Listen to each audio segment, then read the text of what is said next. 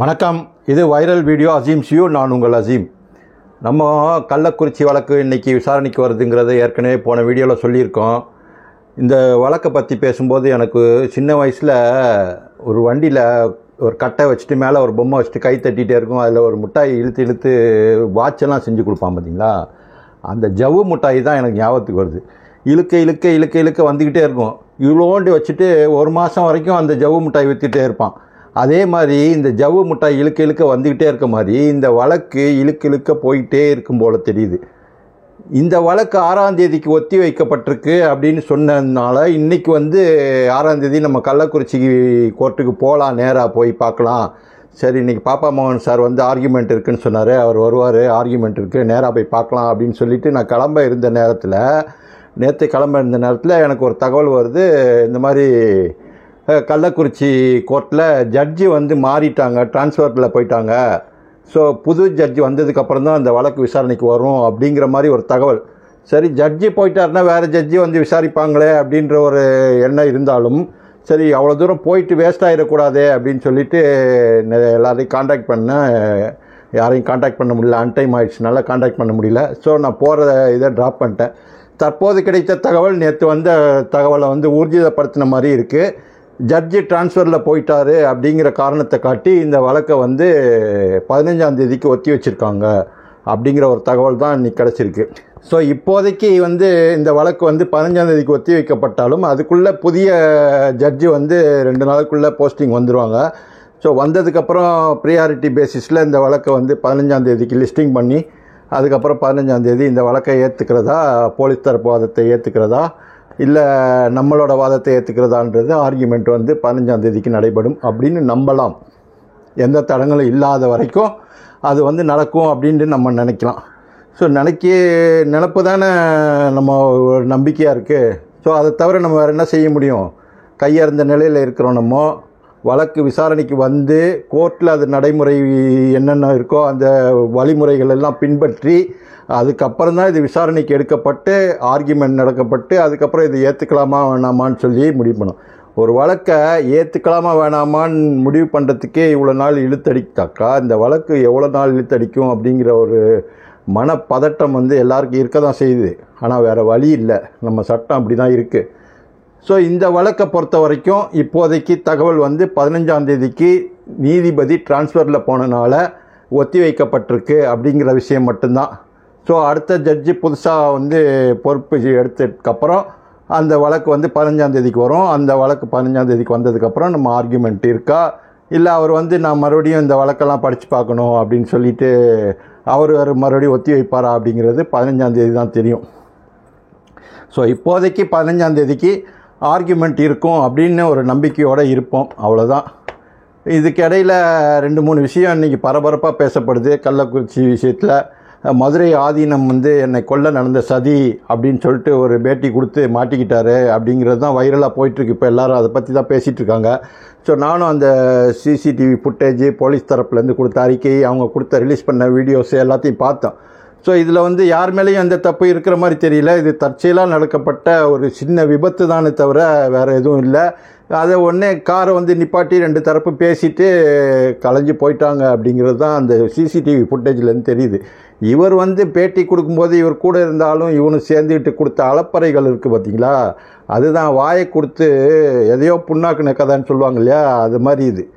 இவர் கார் என்னை இடிச்சிட்டு நிற்காமல் போயிடுச்சு, காரில் நம்பர் பிளேட் கூட இல்லை, தொப்பி தாடி வச்சுருந்தவங்க இருந்தாங்க, என்னை கொல்லத்துக்கு நடந்த சதி, இந்த மாதிரி அவங்கள பற்றி பேசின உடனே என்னை கொலை பண்ணுறதுக்கு சதி பண்ணுறாங்க அப்படின்ற லெவலுக்கு பேச ஆரம்பிச்சிருது போலீஸ் தரப்புலேருந்து வெளிப்படுத்திய வீடியோ ஆதாரங்கள் மற்றும் அவங்க கொடுத்த அறிக்கை மூலமாக இது அவருடைய முகத்திரையை கிழிச்சிட்டாங்க அப்படின்னே சொல்லலாம். ஸோ இது விஷயத்தை நான் எதுக்கு இந்த கள்ளக்குறிச்சி விஷயத்தில் புகுத்தி சொல்கிறேன் அப்படின்றதுக்கு காரணம் இருக்குது, நான் அதை பின்னாடி சொல்கிறேன். ஸோ இந்த முகத்திரையை கிழிக்கப்பட்டது அவர் சொன்னது அனைத்துமே பொய் அப்படிங்கிற மாதிரியான ஒரு விஷயந்தான் அதில் இருக்குது. என்னென்னா முதல்ல என் பின்னாடி வந்த காரு இடிச்சிட்டு நிற்காமல் போயிடுச்சு அப்படின்னு சொன்னது ஒன்று, 2வது என்னை கொல்ல நடந்த சதி அப்படின்றது 2, 3வது தினத்தந்தி தினமலர் பேப்பர் இது நியூஸை நேராக பார்த்த மாதிரி போட்ட நியூஸு. இது எல்லாமே நேராக பின்னாடி வந்து மோதின காரு அப்படின்னு சொன்னாங்களே, அது போய் ஆப்போசிட்லேருந்து வரல, இதுலேருந்து வரல, நேராக போயிட்டு இருந்தது. சைடில் இருந்து லெஃப்ட் சைட்லேருந்து வந்த காரு வந்து பேரிகேட்லேருந்து கிராஸ் பண்ணி ஸ்லோவாக தான் வந்திருக்கு. இவரோட கார் தான் வேகமாக போயிருக்கு. போன நேரத்தில் லேசாக டச் ஆகிருக்கு.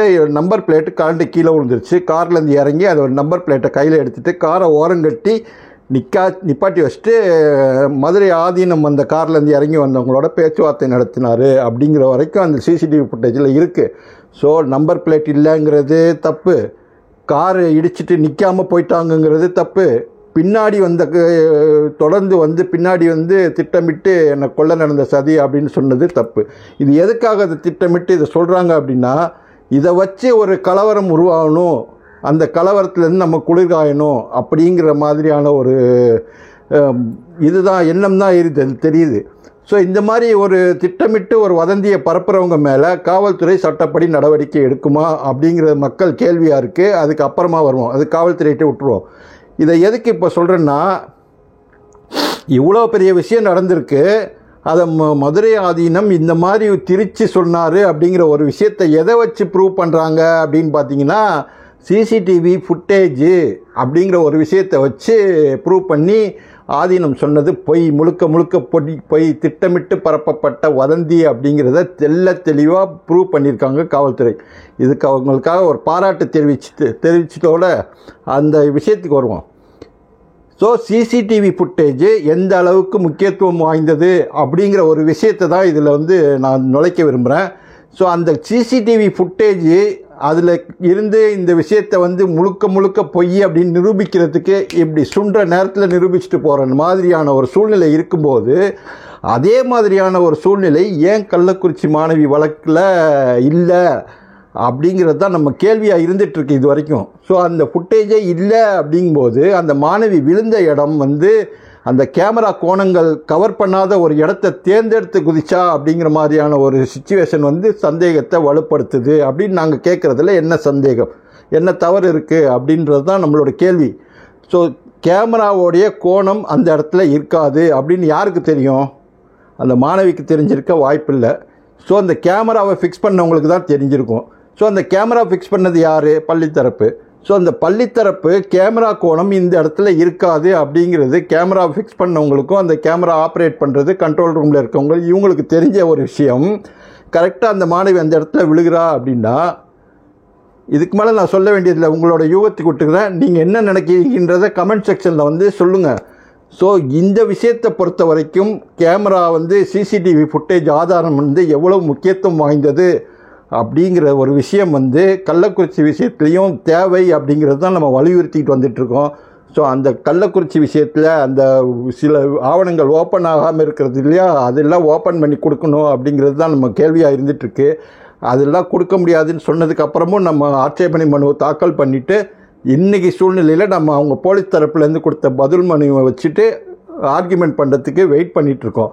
ஸோ ஆர்கியூமெண்ட்டு எப்போ நடக்கும் அப்படிங்கிறது ஆண்டவனுக்கு தான் வெளிச்சம். இப்போதைக்கு கோர்ட் வந்து 15ஆம் தேதிக்கு இந்த வழக்கை ஒத்தி வச்சிருக்கு அப்படிங்கிற விஷயம். அது வரைக்கும் நம்ம வெயிட் பண்ணி தான் ஆகணும். வெயிட் பண்ணுவோம். நன்றி, வணக்கம். அடுத்த வீடியோவில் பார்ப்போம்.